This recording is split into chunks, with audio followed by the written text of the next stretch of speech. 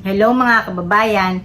So guys, para sa ating year-ender, ire-report ko lang sa inyo ang isa sa mga positibong nangyari sa mga hearing sa Senado.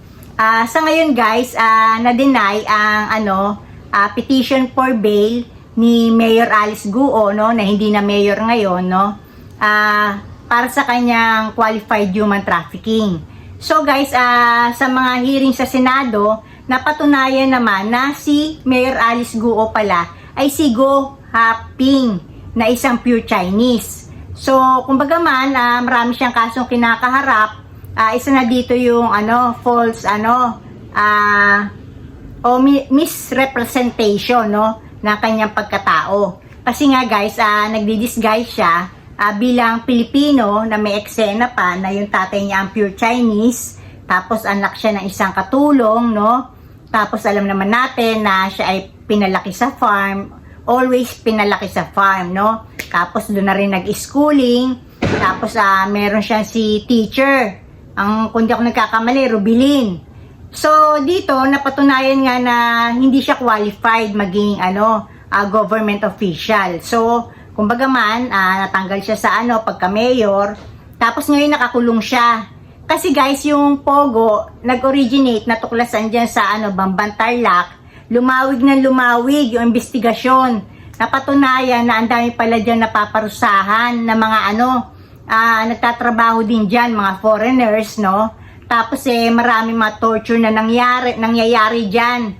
Tapos yung mismo mga empleyado nila, may mga namamatay na rin, no?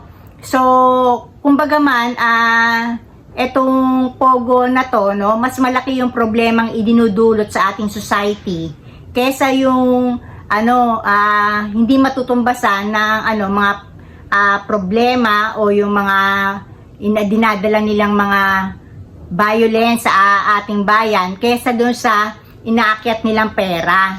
So, lumawig na lumawig yung investigasyon, napatunayan maraming mga nagawang mga krimen, no?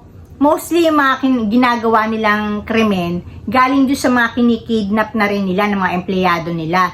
Siguro yung mga hindi na masikmura yung panloloko nila, no? Gustong kumawala. Pero once kasi na nandoon ka na mismo doon sa nila, compound nila, talagang mahirap na para sa mga workers na makawala. So dito kasi sa kaso ni Alice Guo, kumbaga mayor siya ng Bamban Tarlac, nandoon sa tungki ng ilong niya yung Pogo, no? Ang alam ko nasa likod lang nung munisipyo ng Bamban Tarlac yung Pogo Hub. Pero hindi niya man lang minalasakitan, no? Yung mga trabahante doon, alam niya yung mga krimen nangyayari doon. So alam niya rin na merong mga kumbaga man, parang meron sila mga ini-employ na mga foreigners para magtrabaho doon. So, meron na doon human trafficking kasi nagpapasok sila ng mga foreign nationals para maging mga empleyado. So, napatunayan na yung mga ebidensya laban sa kanya ay malakas kaya na-deny yung petition for bail niya. So, dito guys, no, masasabi ko na yung natuklasan ng mga senador, no, particularly, ang laki ng participation ni Senator Risa Hontiveros, Senator Win Gatchalian dito sa eksena to. Nahalungkat kasi na na-penetrate na tayo guys ng mga Chinese. Syempre, ang kanilang padrino talaga dito si Digong, di ba?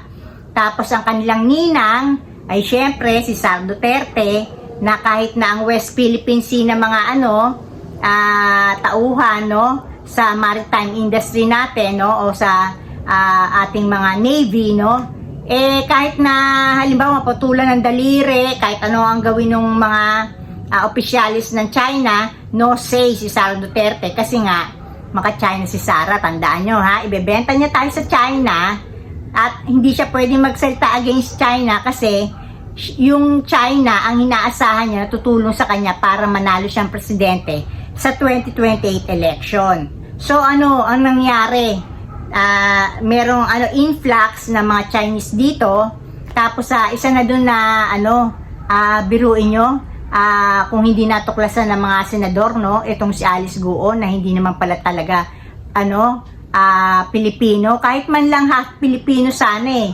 pwede na siyang manukulan dito kung nagkataon na totoong Pilipino nanay niya, pwede naman, pero pure Chinese nga kasi siya.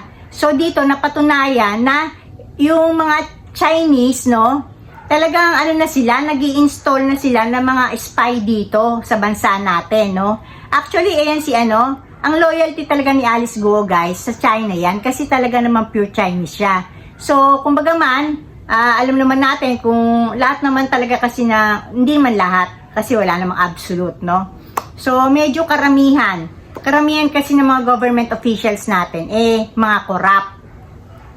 So, dun sa sinabi kong yon, alam naman ni Alice Guo na nabibili ang mga boto. Kasi mabibili mo yung mga barangay captain para ikaw ang i-push sa mga miyembro nila, 'di ba? Sa barangay nila para iboto. So, kung hindi siya na-discover na hindi pala siya Pilipino, eventually papasukin na niya ang Kongreso. Excuse me. Tapos syempre, tataas na ng tataas siya, pwede na siya pumasok sa national government. Halimbawa, magsenador na siya. So, pero kasi along the way, makakamit siya ng mga government officials, mga high government officials, Tapos yung, syempre, sa pagkukunwari niyang Pilipino siya, merong mga information, security information na maaring makuha siya sa mga to. Tapos ayon ang i-relay niya sa gobyerno nila na ang mga Pilipino pala ganito, yung kanila palang security ganito. So, kumbaga man, ang dali lang pala tayong sakupin ng China, Kasi nga, kumbaga man, naging successful yung pag-penetrate ni Alice Guo sa local government.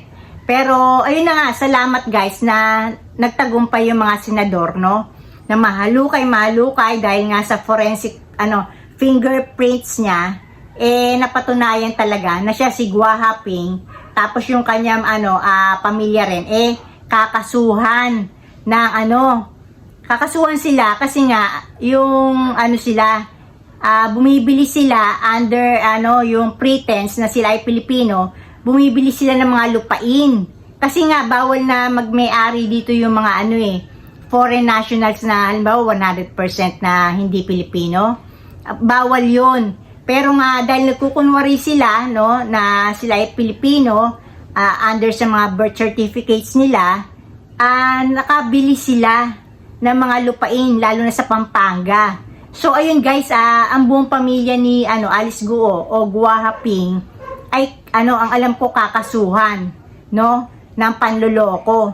At dahil nga doon sa pag-acquire nila ng lupain, dahil sa pagkukunwari nila na Pilipino sila. At yung birth certificates nila, napatunayan na, pati yung mga nandoon sa mga registration natin, mga nababayaran, biruin nyo guys, binebenta ang ang mga nationality ng pagka-Pilipino dito sa mga to, yung mga birth certificates, para lang sa presyo, yung tamang presyo nila, automatically pwede ka na maging Pilipino.